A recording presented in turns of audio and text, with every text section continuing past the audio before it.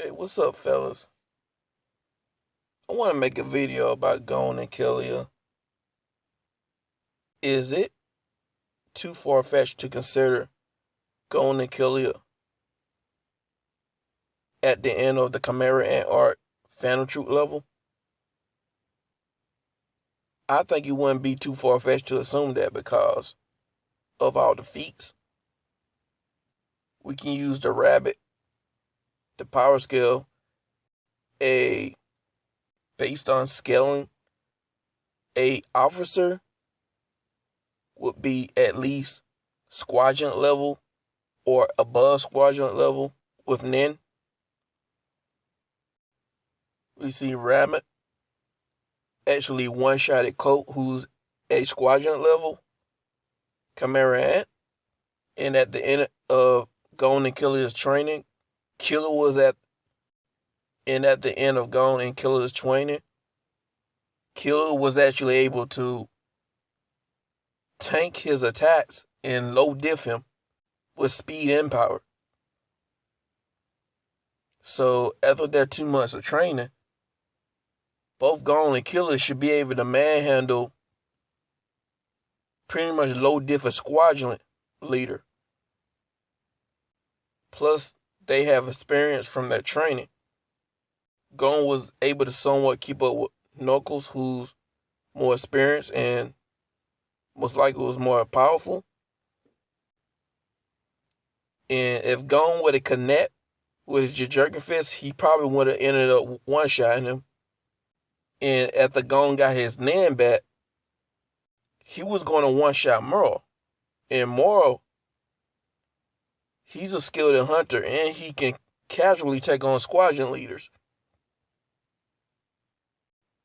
Now, the squadron leader that he faced off against is probably like top 3, maybe second place. He's probably like the second strongest in terms of ability. But once Merle understands his ability, he low diffed him. And people can say that, oh, Merle wasn't even at 100% when he faced off against Gon. But the thing is, it doesn't even matter because he was going to kill him and then he was going to at least do some heavy damage to Knuckles. And that's like Gon in a month of his training. So Gon, after completing his training, should be even more powerful. And then I can go use this feat that Gon was going to kill Pietro that was naked of Nen. She didn't have any Nen because her Nen ability, she has to use all her Nen into one spot. She can't protect herself with Nen with her ability. So Gon was going to pretty much kill Pietro or at least put some good damage on her, which is a high feat either way you look at it because a Chimera Ant Royal Guard, even without Nen, is extremely powerful for most Nen users. Killua had to hold Gon back for putting that thing on her. That feat alone will put him above any squadron leader. They should be taking down squadron leaders low diff, if not mid diff, but I doubt even mid diff, low diff. And Killua and Gon are pretty much relative to each other. They've been like that since the beginning of the series. And Killua's Hatsu ability seems like it's almost is equal to Gon's Jerkin Fist.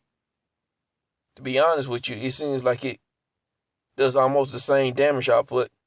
And plus, Killua can use his guide speed, which really wouldn't be fair. And he was moving like 64 tons with a depressed look on his face, so you can arguably say that that's like minimal effort. So he can possibly move more than that. And Gon is pretty much relative to Killua.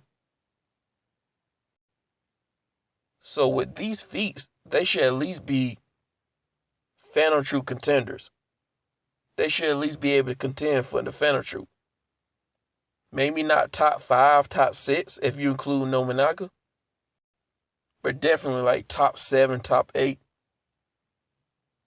I'm not even saying they're equal to guys like Phaeton, Frinks, Nobunaga, Franklin, Machi, Qualo. I'm saying that they should be able to give them a competitive fight, even if it's like mid-diff. And I almost forgot to mention how in the data book, or at least scans that's all over the internet, is that around the end of the arc, they're ranked 23, going to Killua. Including Kite, he's ranked 23. So that means his Soka is more powerful than him. He's ranked 24. And Qualo, he's ranked 25. And Bisky, she's ranked 26.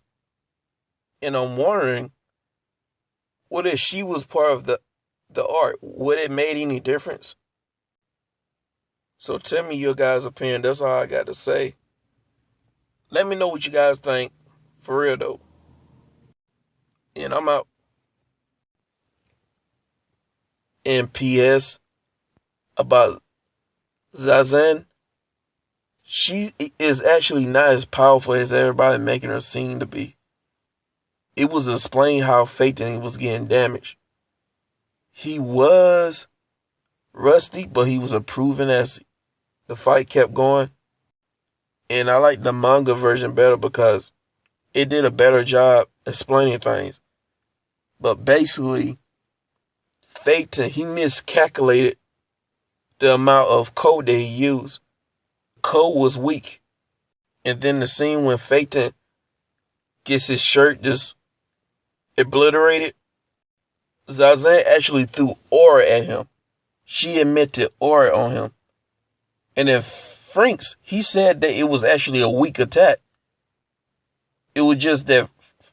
And then Franks, he actually said that was a weak attack. It was just that Phaeton, he didn't have aura protecting his body. He actually just used his body to defend himself rather than his aura. So by the time he got caught off guard, it was already too late. He was a second too late to protect his body with aura. They call it guard or guard nin. That's what it's called. So that's why he was getting damaged. So that's why he got damaged. It has nothing to do with Zazen actually being that powerful. Phaeton was rusty. He miscalculated on the amount of code that he used. And then he left his body wide open without any nin protecting him. And Franks, he said even the simplest omission can cause a lot of damage if one doesn't have aura protecting them. Plus, everybody in the Phantom Troupe was keeping up with the fight casually, which was stated in the manga. Plus, they wanted they ones. If Franks, if Phaeton was going to lose, they said, I got next. I'm going to give even the weakest member one of their rounds. They wanted they ones. So, Zazen is arguably the most powerful squadron leader, but she's not Phantom Troupe level or strong enough to make a Phantom Troupe member go at full power. Nah. Gon and Killua should have no problem with beating her. But this time for real, this is peace. I just want to come back with a PS on that ass. And I'm out for real.